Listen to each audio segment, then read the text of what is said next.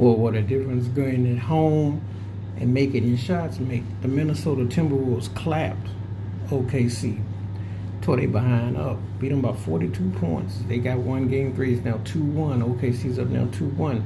But Anthony Edwards, Tay Shannon Jr. came off the bench, played. And this is the thing. I don't know why the Timberwolves be holding back, with their bench, but they got what they got. The contribution was Julius Randle finished with 24. He's been balling. He rebounded from that horrible game he had in game 2. They held SGA to 14 points, and OKC had no thunder. They were nothing but melted. They were melted.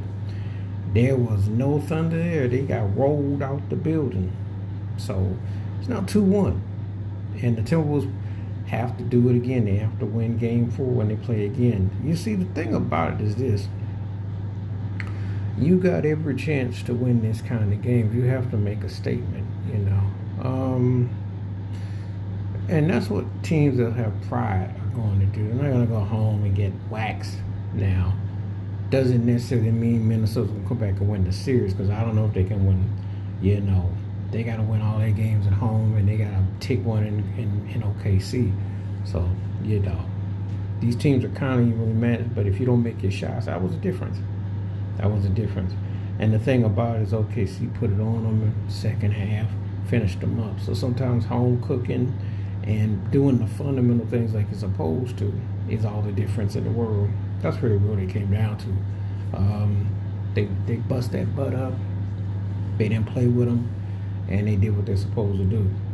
They weren't playing, and that was one of the most important things about the game.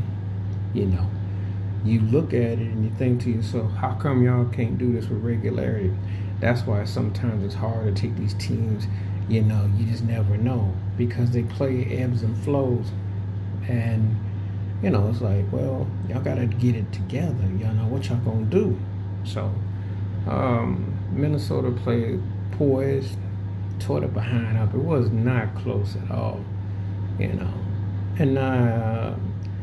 there's no excuses. OKC is notorious for letting the guard down, and one thing I've noticed with them, they did in the series against Denver, you can get them, and they gotta be prepared to take Minnesota's best shot for all that. That's why I don't get excited about when people talk about how good defenses are and all this. These teams can make too many threes. These teams play so similar that how can you tell when one team is really that good or one team is really that bad when you get to a certain point, But I'm gonna tell you something. You have no business getting blown out.